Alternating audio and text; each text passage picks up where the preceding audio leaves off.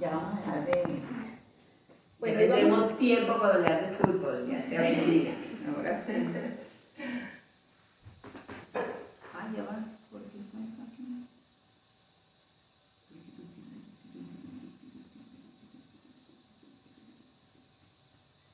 Ah, por supuesto.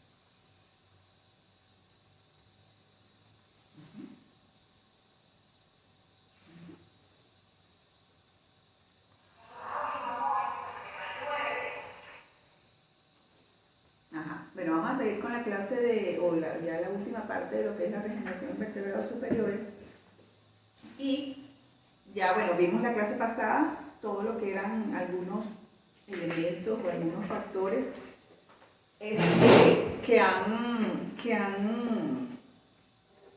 que por evolución nos han como inhabilitado o quitado esa capacidad de regeneración que tienen todos los que son vertebrados inferiores e invertebrados, ¿no?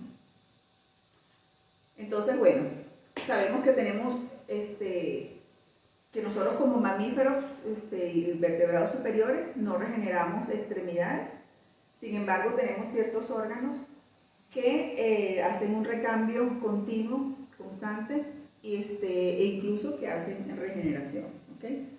Y tenemos órganos que hacen un recambio, un alto recambio, como es la piel, el epitelio gastrointestinal y la médula ósea, que es un recambio de días o diario o entre varios días, como órganos que tienen un recambio muy lento, como es el hígado, ¿okay? A pesar de que yo lo diría que es el principal órgano regenerativo en nuestro cuerpo, ¿okay? Más que la piel y más que epitelio y médula ósea, el hígado es el órgano, vamos a decir que de verdad regenera, ¿okay? Entonces, bueno, pero también sabemos que hay la capacidad regenerativa o la de reparación regenerativa puede estar dada por dos cosas. Puede estar dada por células madre o puede estar dada por células diferenciadas que proliferan, se transdiferencian o se dediferencian, ¿ok? Entonces, en el caso de piel, médula ósea y epitelio gastrointestinal, sabemos que esta regeneración o esta renovación del tejido está dada por células madres, mientras que el hígado no. Yo no les voy a hablar de piel hoy, porque piel van a tener toda una clase completita de eso. Médula ósea, ayer Olga habló, que a pesar de que no es de la clase de regeneración, les habló completo de lo que es médula ósea y cómo, de dónde parten de dónde es que parte todo el inicio para lograr la producción de las células de la sangre. Entonces vamos a hablar hoy un poquito de lo que es el epitelio intestinal. El epitelio intestinal, entonces sabemos que es un órgano un epitelio, un tejido que se regenera constantemente, ¿ok? Y esto es a través de las células madre intestinales que se encuentran en la base, están ubicadas en la base de la cripta del intestino, del epitelio intestinal, que son esta es una fotografía de un corte del epitelio. Estas son las criptas y estas son las vellosidades del intestino. Las células madre intestinales se encuentran en esta parte que son las criptas. Y ellas se diferencian aproximadamente, tardan en diferenciarse de 3 a 5 días, esto yo se los había nombrado en una clase, en la primera clase creo que de señalización. Y esto ocurre como una vez que ellas empiezan a diferenciarse, es como ellos en el libro sacan que es como esas bandas de rodamiento, esas bandas de... Como la de sushi, la transportadora. Como una transportadora. Ellas se activan, empiezan a proliferar, empiezan a diferenciar y empiezan a subir por todo lo que es van terminando de diferenciar. ¿Okay? Entonces se van formando en lo que son las células absorbentes, que son los enterocitos, las células caliciformes, que son las productoras del moco, y las células enterocrinas. Estas células de Paneth que dicen aquí también salen a partir de estas células madres, se encuentran en la base de la cripta, son solamente, no se movilizan hacia el vello, y son células relacionadas con el sistema inmunitario. ¿Okay? Pero de estas no vamos a hablar. Entonces, bueno, una vez que empieza todo este proceso, ellas, como ya les dije, se empiezan a diferenciar, se activan, proliferan y empiezan a diferenciarse, y entonces ven como ellos aquí marcan todas, cómo se encuentran las células. Por ejemplo, aquí están las células mucosas o Glovet cell, que son estas células caliciformes, las células absortivas, y se van ubicando en todo a lo largo de la cripta, y una vez que ya cumplen su maduración y cumplen su función, son eliminadas. ¿Okay? Aquí, como para que lo vean, esto es lo que llaman un ensayo de cell tracking, no sé si han oído hablar de eso, un seguimiento de células,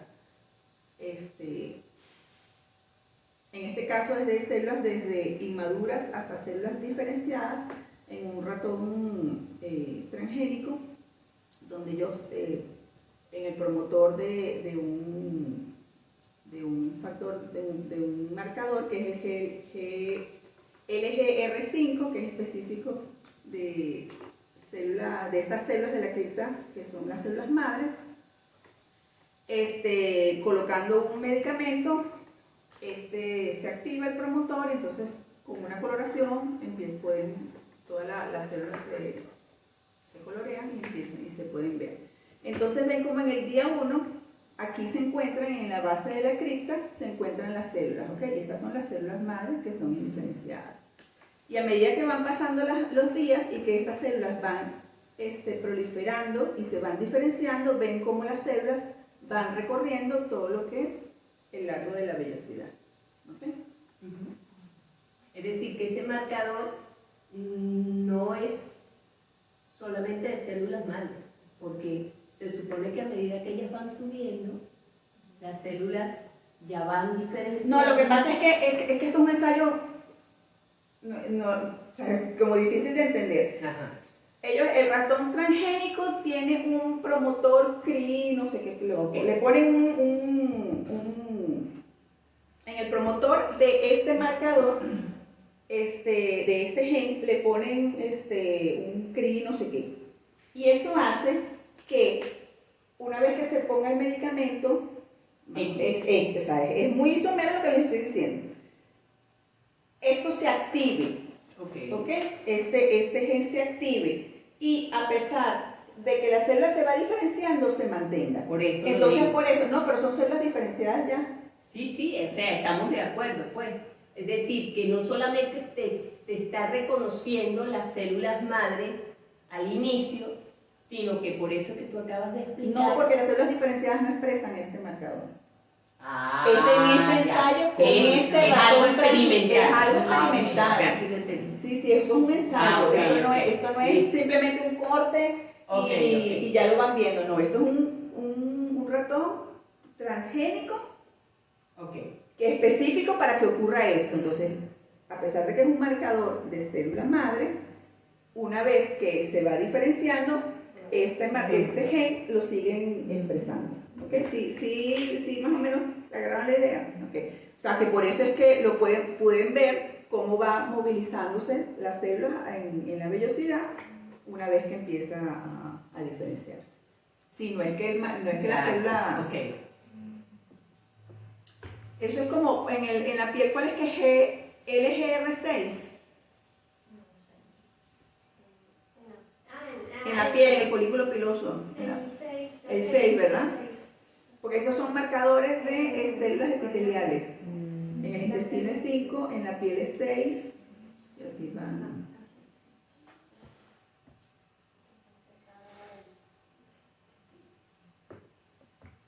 Ok, otro de los, aunque no se los mencioné arriba, otro de los órganos que tenemos que hace una regeneración, vamos a decirlo así, muy pequeña, es el músculo esquelético.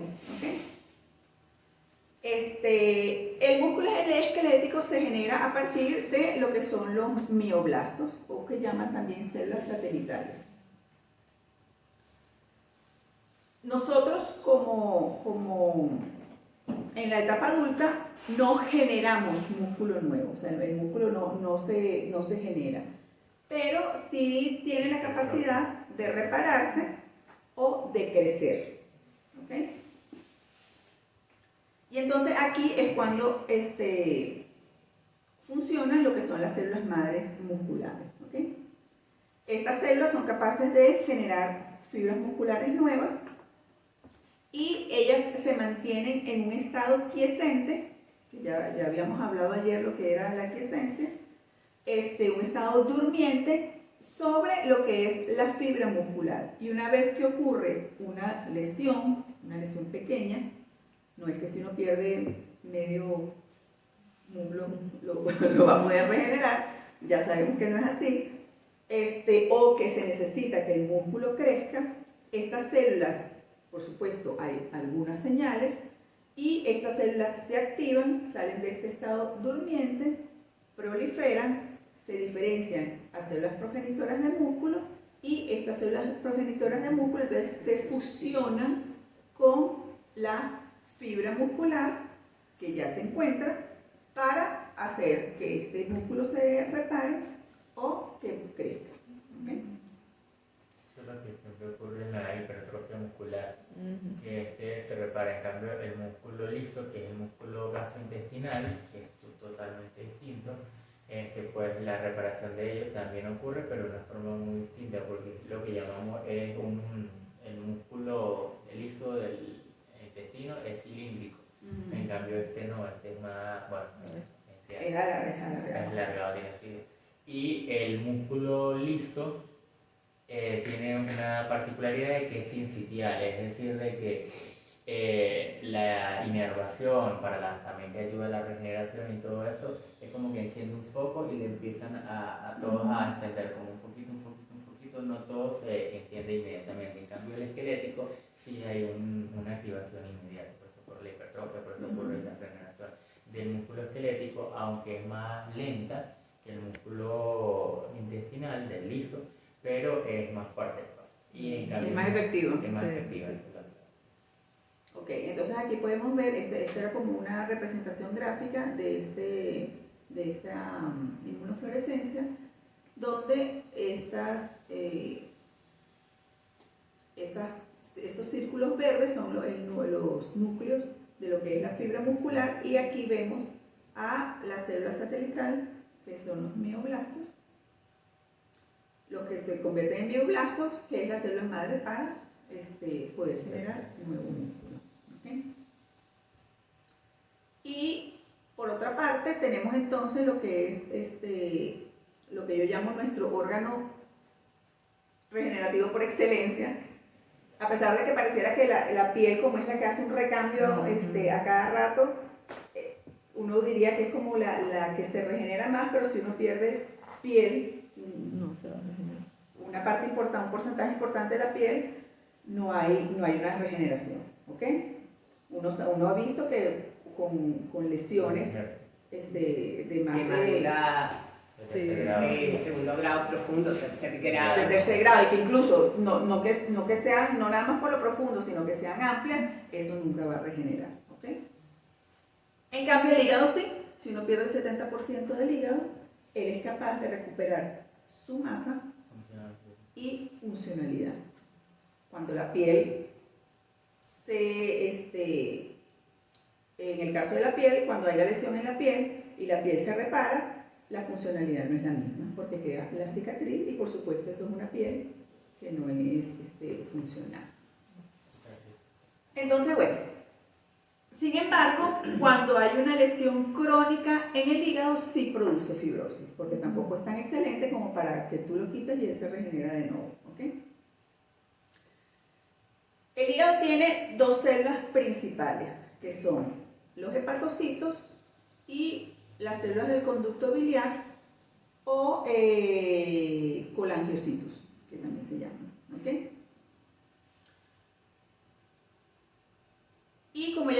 que, como ya les había dicho al principio, esto es un órgano con una tasa de recambio muy baja. Se dice que prácticamente es una vez al año. ¿Okay? Entonces, sin embargo, a pesar de que tiene una tasa de recambio muy baja, fíjense que es un órgano que se puede regenerar. Entonces, bien, él utiliza dos mecanismos para su regeneración. Bueno, primero, en la regeneración, en la homeostasis tisular normal, cuando se necesita reparar o regenerar una parte del hígado, los hepatocitos tienen una capacidad de autorrenovación limitada. Igual los colangiocitos. Y estos empiezan a autorrenovarse y a proliferar para poder hacer el recambio anual, vamos a decirlo así, de las células del hígado. Sin embargo, los colangiocitos no se diferencian o no se transdiferencian a hepatocitos ni los hepatocitos a colangiocitos. ¿Okay? Cuando ocurre una lesión, hay dos tipos de regeneración. ¿Okay? Cuando hay una lesión aguda, como es la pérdida de la masa del hígado, como lo que es una hepatectomía, los hepatocitos y las células del conducto biliar entran en una etapa de autorrenovación activa. Ya no es limitada. Empiezan a autorrenovarse para poder proliferar y poder regenerar el hígado, poder formar otra vez la masa. ¿Okay? Fíjense que no es células madre que se proliferan, diferencian, forman hepatocitos y forman el órgano, sino los mismos hepatocitos empiezan a proliferar. Estaba leyendo también, en algunos sitios dicen que estos hepatocitos son como unas células multipotentes, pero son células diferenciadas ya. ¿Okay? Lo dicen por la capacidad de autorrenovación que se ve. Serían unipotentes, ¿no? Porque aunque tiene la capacidad, pero siguen siendo unipotentes, sí, pues ya son diferenciadas. Ajá, ¿y quién entonces mantiene el stock de esas células madre? Sí, ya va. Ah, ok. Dale, pues. Ahora bien, eso es en cuanto a una lesión por pérdida de la masa hepática, ¿ok? Del hígado. Si hay una lesión crónica o por virus o se me perdió, o toxinas, aquí sí hay una proliferación de lo que son las células madre hepáticas, que se llaman también células ovaladas. Y entonces estas entran se activan, se autorrenuevan y empiezan a proliferar para convertirse en hepatocitos.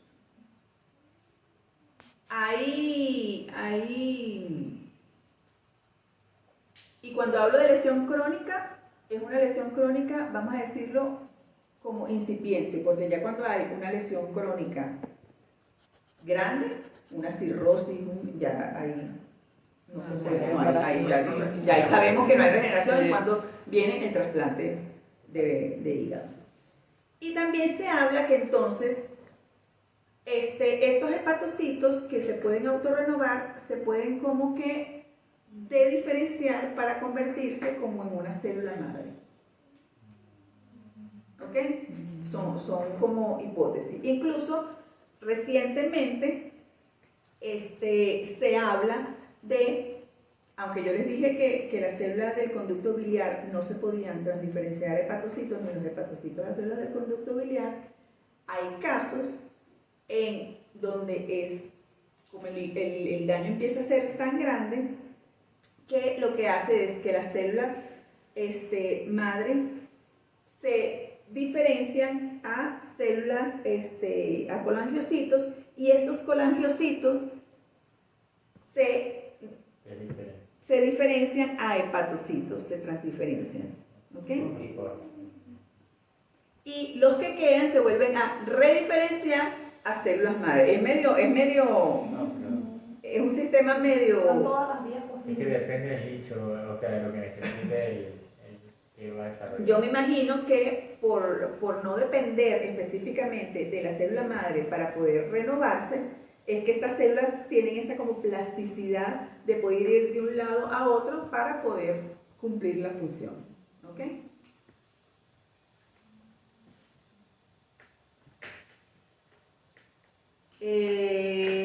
Ok. Entonces, también se dice, aquí vienen las famosas ELC que nosotros siempre hablamos, las células endoteliales del sinusoide hepático. Dicen que en todo este proceso de reparación también actúan las ELC. Estas ELC activan la señalización del receptor del factor de crecimiento vascular y epidérmico, del factor de crecimiento epidémico HER2, del receptor de tirosina quinasa TIE2, y estos van a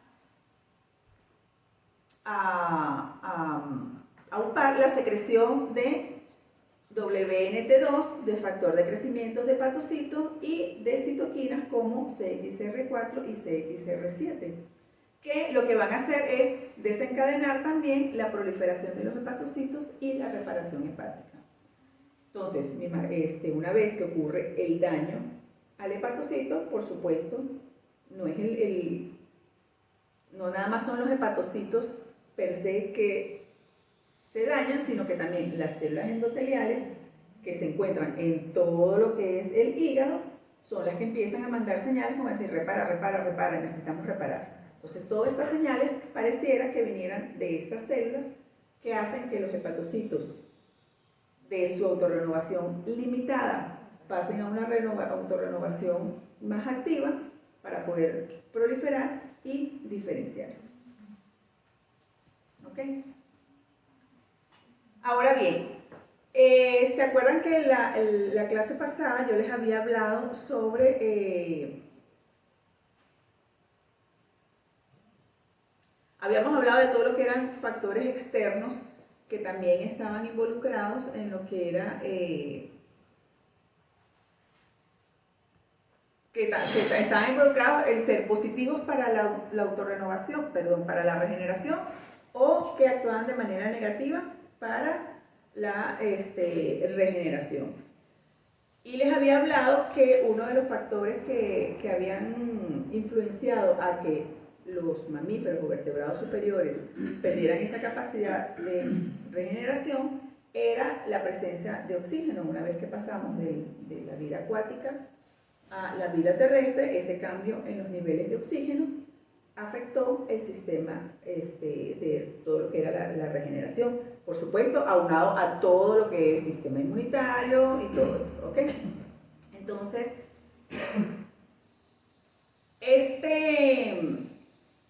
en mayo salió en la revista Science, salieron 2 artículos bien interesantes, todos de regeneración de tejido, ¿ok? Los 2 de regeneración de tejido. Pasa acá.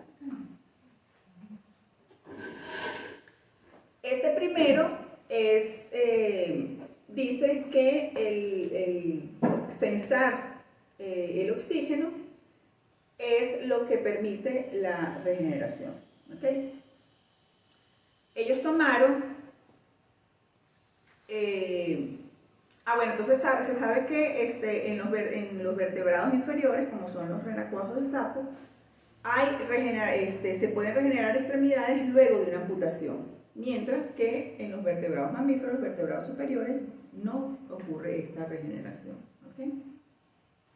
Y que estas vías moleculares o programas moleculares que promueven esta regeneración están conservados en las diferentes especies,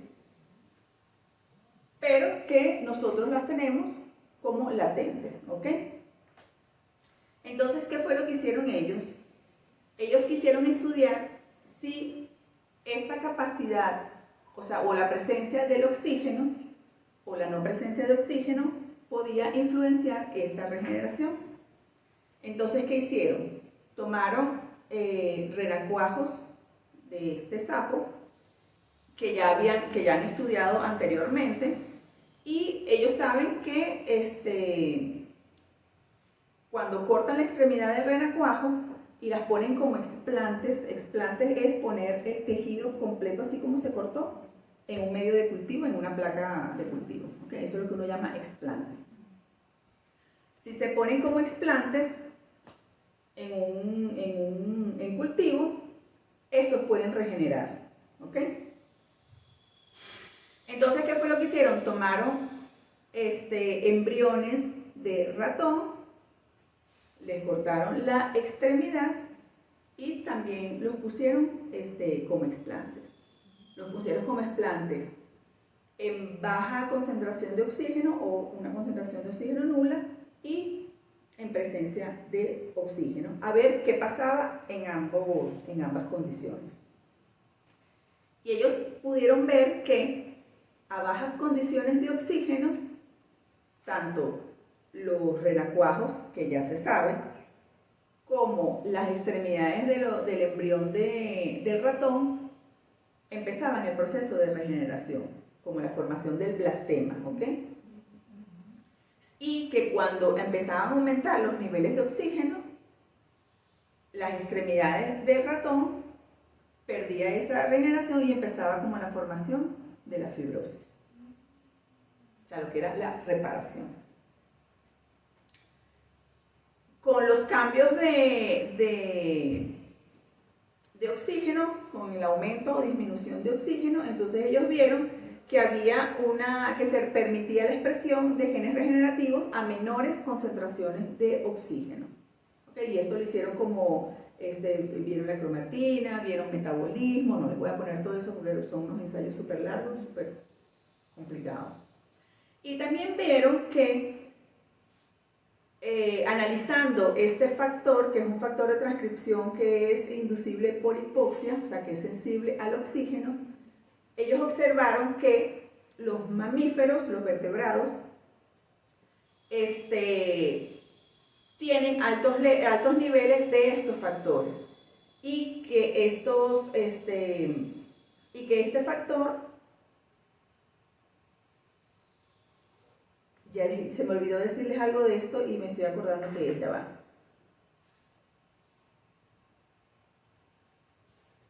Ajá. Este factor,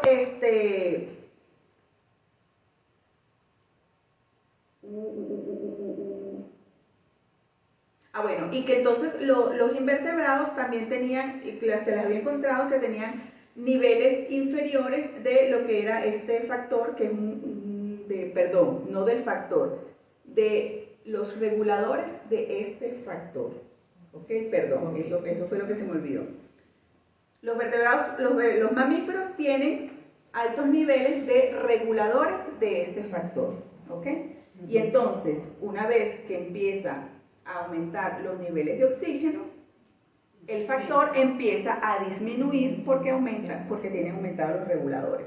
En cambio, en los invertebrados que tienen bajos niveles de regulador de ese factor, del factor de transcripción inducible por hipoxia, a pesar de que le subían los niveles de oxígeno, el factor quedaba igual, no era regulado. ¿Ok? Y esa era la diferencia entre lo que era la regeneración en mamíferos y la regeneración en vertebrados inferiores. Me enredé ahí. Entonces, miren, les traje así como uno de los primeros, el experimento más como sencillito que ellos tienen. Ellos tomaron el renacuajo, le cortaron la extremidad, justo ellos lo ponen aquí, justo aquí, y lo colocaron en una placa de cultivo. ¿Okay? Igualmente, al embrión de ratón le cortaron su extremidad y lo pusieron en un cultivo que tiene una interfase aire-líquido. ¿Ok? O sea, como que una parte está en el aire recibiendo oxígeno y la otra parte está en líquido a bajas concentraciones de oxígeno. ¿Ok? Y entonces pudieron ver yo no sé si se hacía aquí, si se ve. Pudieron ver cómo se iniciaba la regeneración marcando este factor de transcripción que ven aquí en amarillo, cómo él se ubicaba justo en el borde de lo que era el corte. ¿Ok? En este otro experimento lo que hicieron fue analizar tanto en la condición solamente de hipoxia y la condición que tenía y el cultivo que tenía las dos condiciones, analizaron cómo era la movilización de las células epiteliales en esta extremidad, y ven que aquí en la de las dos condiciones, hipoxia y no hipoxia, ven cómo hay la migración. Ellos marcan aquí, porque de verdad no es que se vea mucho, pero sí se ve como más rosado. Ellos marcan aquí los sitios en donde se ve como más proliferación. Y ven que son como sitios puntuales, mientras que en la condición de solipoxia ven que en toda la parte del corte empezaba lo que era la regeneración, o ellos dicen la neoformación del blastema. ¿Okay? Aquí ellos cuantifican más o menos lo que es la cerrada, el cierre de esta herida, y ven que en las condiciones de hipoxia hay un mayor cierre que en las condiciones donde no había. ¿Okay? En esta otra, ellos analizan, aquí analizan cómo era la concentración de oxígeno tanto en los cultivos de 96 pozos como en los cultivos de interfase, y ven que en los cultivos de 96 pozos la concentración de oxígeno, el porcentaje de oxígeno era mucho menor que, por supuesto, el que era interfase. ¿Okay? Eso es más o menos, ellos como que se lo esperaban ya, pero que era como para demostrar. Sin embargo, ellos aumentan o disminuyen de manera calculada la concentración de oxígeno y evalúan cómo era la migración de las células en esas dos condiciones, y ven que en la condición de bajo oxígeno la migración es mucho mayor, o es prácticamente en todo el tejido, mientras que en la condición de alto oxígeno son muy puntuales. ¿Okay? Y aquí entonces ellos evalúan cómo este factor de transcripción inducible por hipoxia se ve que en la condición de oxígeno esto se va ubicando de una manera ordenada en todo lo que es el borde de la herida para la formación de lo que es la regeneración. ¿Okay? Entonces, más o menos, ellos por supuesto hacen un montón más de experimentos y eso, pero este era como uno de los más como gráficos para que lo vieran. ¿Okay? Entonces ellos concluyen que que todo lo que es la modulación de las vías de detección de oxígeno y eso, pueden desbloquear programas latentes de regeneración. ¿Okay? Sin embargo, como ya hemos hablado en todas estas clases, no es solo voy a bajar el oxígeno. O imagínense que a uno le corten un brazo, bueno, ahora te vamos a poner en bajo oxígeno para que puedas regenerar. Y yo les dije que más o menos el cálculo para que uno regenerara un brazo son 10 años. Vamos a durar 10 años en bajo oxígeno. Entonces, bueno, esto es como para que... Pero ese mismo factor, también yo revisé un artículo, lo que pasa es que no se los mencioné, ese mismo factor también digamos que lo estudian a nivel de médula ósea, porque claro, ahí el oxígeno es bajo, y ven que ese factor también influye en el proceso, digamos, de activación de esas células madre. El mismo factor. O sea que algo tiene que haber, pero como todo no es el factor. Son genes, son condiciones externas, son condiciones de la doctora ya lo dijo en cuanto a la combinación, el por qué en las células hematopoyéticas aún la médula ósea permanecía o sea, permanecían como célula Quiescentes. indiferenciada, que cuando ya pasa a osteoblastos o a la parte ya externa, ya se diferencia únicamente, pero es porque el nivel de oxígeno cambia. Claro, no es lo mismo el nivel de oxígeno en la matriz ósea, donde están los osteoclastos ahí que el nivel de oxígeno a nivel del endotelio, cuando ya pasan para ir al torrente sanguíneo. No es el mismo nivel de oxígeno, a pesar de que estás dentro del cuerpo.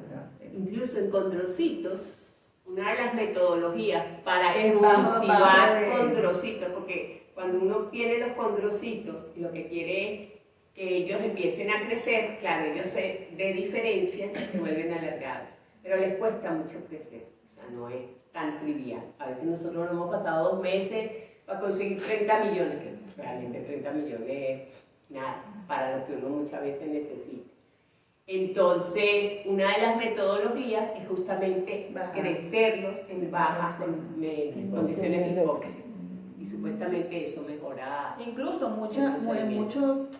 uno puede leer en muchos artículos, muchos experimentos de crecimiento de células y eso, que el crecimiento mejora haciendo hipoxia.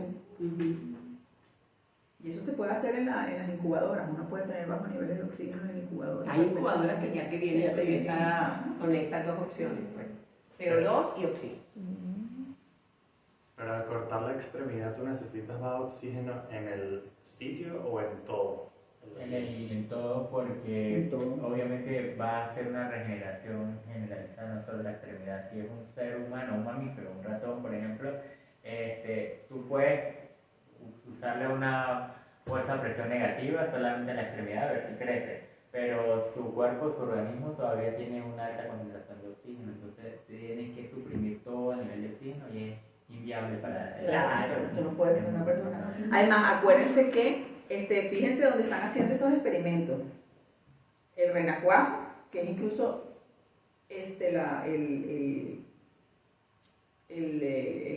la etapa como un embrión en el sapo y embrión de ratón. Uno sabe que el embrión, incluso el embrión humano, tiene una capacidad regenerativa mucho mayor que nosotros como personas adultas, ¿ok? Entonces, claro, están utilizando también unos sistemas que se sabe que su capacidad regenerativa se puede dar, de alguna manera se puede dar. De repente no así de corta extremidad, pero sí hay una capacidad regenerativa. Entonces también estás tomando como que unos sistemas muy específicos, ¿ok? No estás tomando un individuo adulto ya maduro totalmente para hacer este tipo de... Y tampoco puedes agarrar un humano y cortarle una mano. No, igual, por ejemplo, no es ético. En los fetos, donde ahorita se está haciendo cirugía intrauterina para reparar los meningoceles o cualquier racismo espinal abierto, ahí no ocurre regeneración sino reparación. Claro, ya es feto, ya es adulto, pues ya para verlo desde el punto de vista de esto. Pero incluso, ¿por qué? Por las altas concentraciones de oxígeno se mantiene el nicho, que es la placenta en este caso. Entonces ahí sigue siendo una reparación más no regeneración. Que muchas veces ocurre que la funcionabilidad, la vitalidad de los miembros inferiores, la parte nerviosa, mejora parcialmente, pero no al 100%. Eso es para evitar hidrocefalia, otras complicaciones, infecciones, todo aquello cuando ya el niño nace. Pero regeneración no hay. No hay. Yo te lo pregunto el doctor en una de las clases. Y hay cicatriz por eso, porque aunque está el feto y todo aquello, pero ya es que está formado. Claro. Ya está formado. ¿A la etapa que lo agarran? ¿En qué trimestre lo agarran? Mira, a partir de la 28-30 semanas. Sí, ya está. Ya está formado, pero todavía es bastante. Y ahí era donde queríamos donde íbamos a entrar, sí. A entrar con mesenquimal. Tratar de... Al final no se ha dado, pues. Sí, tratar de... Pero lo que pasa es que tampoco lo puedes agarrar antes. No, porque no sé. Porque un aborto. Claro. O sea, entonces es muy riesgo, entonces tampoco puedes... Antes la 20 semanas, que sería lo ideal, mucho antes, pero sería un aborto porque no va a tolerar la cirugía, la mamá que tiene que ser inducida con fármacos, bueno, para de contar todas las cosas. Incluso puede hacer efectos teratogénicos en la misma anestesia para la madre, porque el bebé todavía sigue siendo todavía no tienen las malas esta semana. Entonces ya empiezan a todas las complicaciones que desde el punto de vista legal y ética Que no se puede hacer eso. Sí, por eso a veces estos artículos, por supuesto que son interesantes y te generan una información importante para todo esto,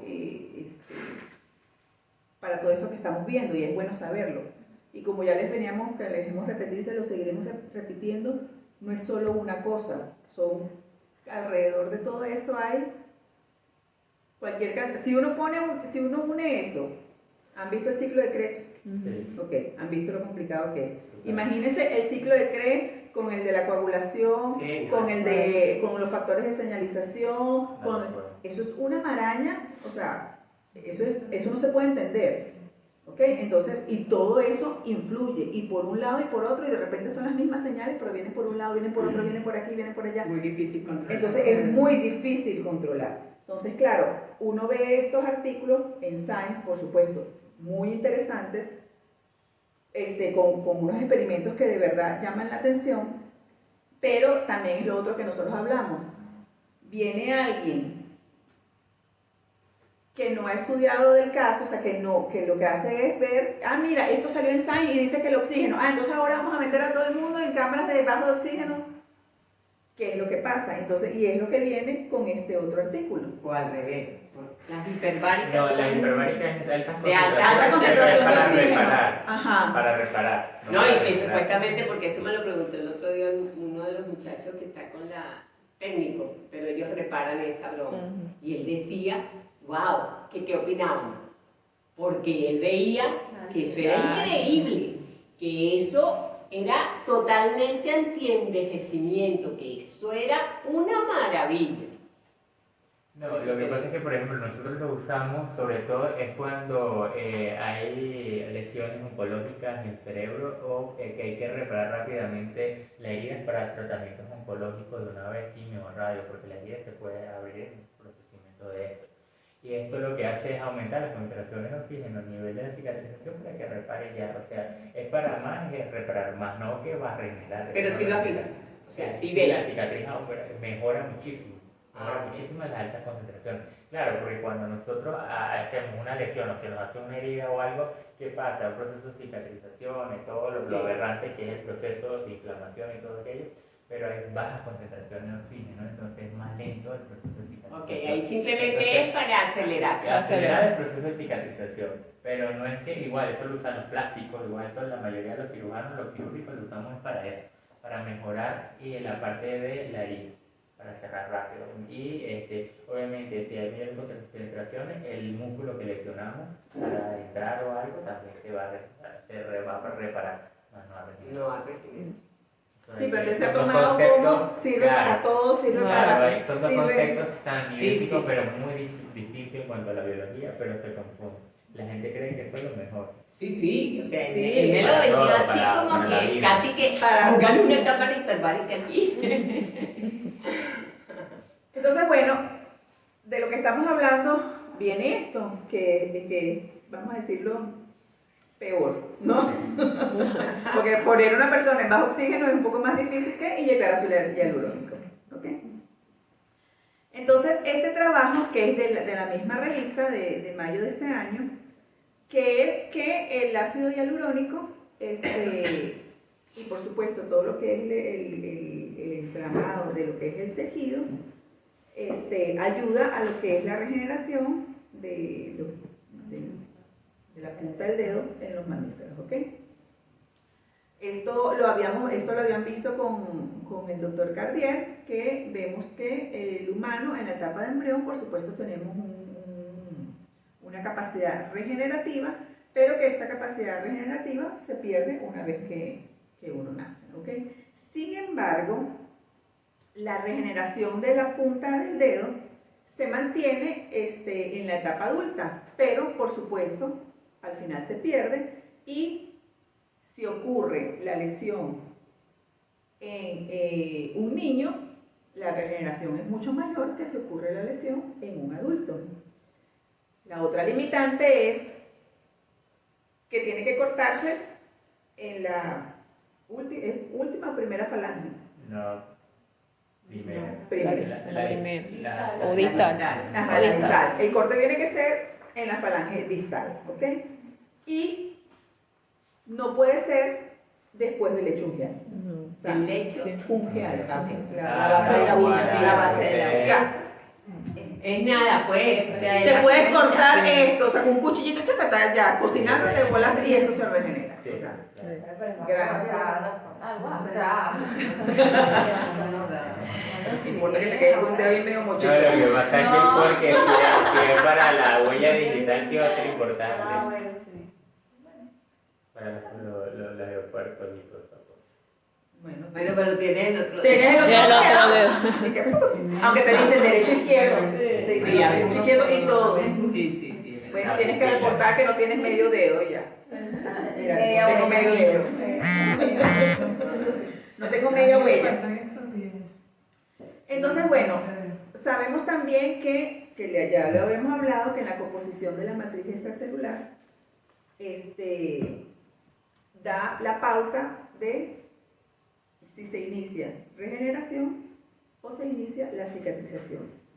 Y yo les había comentado, no sé si se acuerdan, la vez pasada cuando hablamos de lo que era el sistema inmunológico de los animales que podían regenerar y los que no podían regenerar, que en los animales que podían regenerar había una alta concentración de ácido hialurónico en esta matriz extracelular. ¿Se acuerdan que les dije? Acuérdense de esto.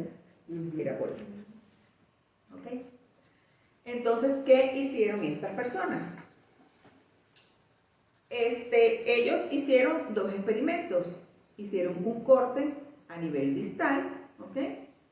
Que se supone que va a haber regeneración, esto fue en un ratón, y hicieron un corte a nivel proximal, o sea, más abajo del lecho unguial, que lo que va a hacer es una cicatrización, o sea, una reparación. ¿Ok? Entonces, por supuesto, ven, se sabe que las zonas de cicatrización están dominadas por una matriz rígida que no tiene un gran porcentaje de ácido hialurónico y es muy rica en colágeno. ¿Ok? Mientras que en las zonas que se pueden regenerar hay un mayor porcentaje de una matriz rica en ácido hialurónico y esto crea un microambiente mucho más blando porque hay menos deposición de colágeno. Y esto es lo que se llama la viscoelasticidad. ¿Ok? Es como más moldeable. ¿Ok? Entonces, bueno, esto también lo mismo que en las partes que se regeneran es por la acción de una matriz extracelular más suave y fluida y que es rica en ácido hialurónico. Entonces, ¿qué hicieron ellos? Ellos evaluaron a ver si colocar un estabilizador del ácido hialurónico en esta parte podía hacer que esta matriz se volviera más laxa y se pudiera regenerar, ¿ok? Entonces, para esto utilizaron esta proteína, que es una proteína de enlace entre hialururato y proteoglicano, que lo que hace es estabilizar el ácido hialurónico. Y una vez que sobreexpresaban esta proteína en el sitio de la lesión, había un aumento en la acumulación de ácido hialurónico, había una disminución de la fibrosis y observaron que se permitía, ¿se acuerdan que yo les había dicho en la clase anterior que cuando no había el proceso de fibrosis y cicatrización, lo que había era una reabsorción del hueso? En este caso, vieron que se permitía el crecimiento del hueso. O sea que había un proceso de regeneración.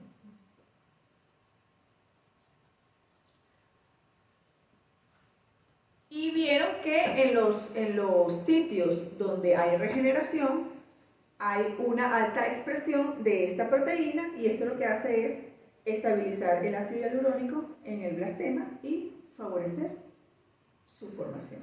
¿Ok?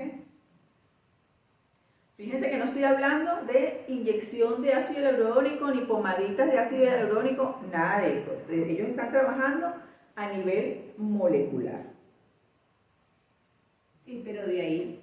Entonces lo que yo le digo, de ahí viene un esteticista o un médico plástico o un traumatólogo o lo que sea. Y mira, aquí en Science salió que el ácido hialurónico permite la regeneración. Entonces vamos a inyectar este ácido hialurónico por todos lados.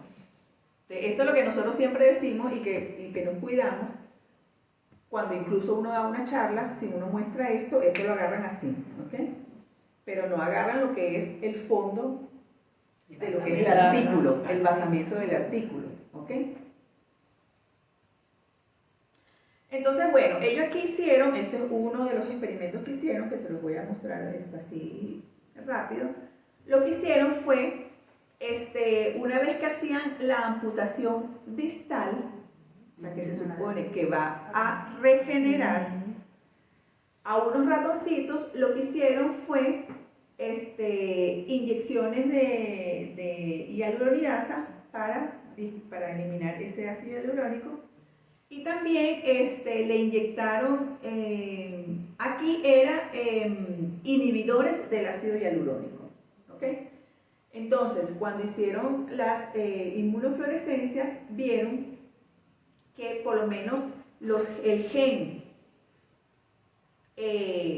las células que expresaban este gen RUNX2, que es un gen, un factor de transcripción para la formación de hueso y cartílago, estaba disminuido en los sitios donde se había eliminado el ácido hialurónico, mientras que en los sitios normales, donde iba a haber regeneración, estaba activo. Y fíjense también que cuando se empieza a formar o a regenerar la punta, en el control, donde no se hizo nada, se empezó a regenerar de una manera normal, mientras que donde se inyectó la hialuronidasa no se formaba.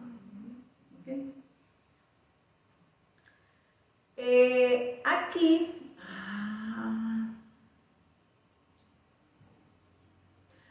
en esta microscopía electrónica ven como aquí, miren la formación de hueso nuevo, marcado por la flechita amarilla, mientras que aquí no hay formación de hueso.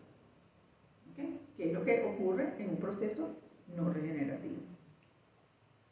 Y esto aquí ellos muestran es una proliferación de células para formar el hueso. Esta parte de aquí es el hueso. Entonces ven que aquí hay en el control hay una mayor proliferación. Esto es con Ki67 que se usa para proliferación. Y aquí hay una menor proliferación. Entonces, bueno, en resumen, entonces esta revista está bien chévere, pues salen 3 artículos, uno como de review de los dos artículos de investigación y los 2 artículos. Se dice que viendo los resultados de estos 2 artículos, entre las condiciones que necesitamos para regenerar sería mejoramientos del ambiente extracelular, ¿okay? Como un aumento de lo que es la suavidad de la matriz extracelular, mientras... No, al revés. Para mejorar la regeneración. Perdón. Sí, lo estás diciendo. Sí. Justo al revés. Y no es suavidad, esto es dureza. En un ambiente no permisivo de regeneración hay un aumento de lo que es la rigidez de la matriz extracelular, mientras que para una regeneración se necesita una disminución de esta rigidez, se necesita una disminución de la cantidad de oxígeno, un alto porcentaje de ácido hialurónico, que no haya una acumulación activa, porque este ácido hialurónico, la presencia de un alto porcentaje o una alta concentración de ácido hialurónico en el sitio hace que los filamentos de actina no se arreglen de manera correcta, lo que hace que no sea una matriz rígida también, lo que ocurre en una regeneración no permisiva. Y ellos evaluaron, no se los puse porque era demasiado engorroso, ellos evaluaron factores epigenéticos en donde las modificaciones de las histonas mantenían la cromatina abierta para que hubiera esta capacidad de regeneración, mientras que en nosotros los mamíferos esta cromatina está cerrada, lo que no permite que haya una ayuda en la regeneración.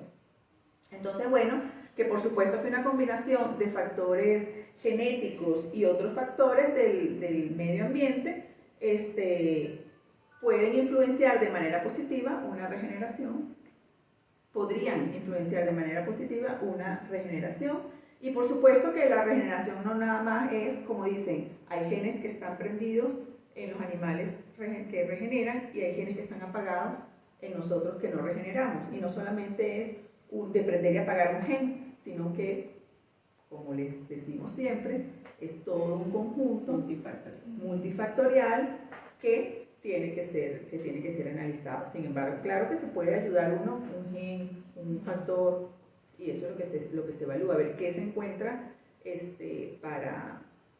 para poder aumentar ese proceso regenerativo en nosotros, que fue lo mismo que ocurrió cuando se encontraban las IPS, que ya se conocía que había un montón de factores de transcripción que ayudaban para la pluripotencia y la autorrenovación de las células madre, de las células madre embrionarias. Sin embargo, no se sabía o no se tenía claro o no se sabía si había unos específicos, y una vez que se consiguen las IPS, se sabe que hay factores específicos que mantienen esa pluripotencia, pero sin embargo se necesitan de los demás alrededor para poder mantener todo eso. ¿Okay? Entonces, bueno, esa es la introducción para la clase de mañana.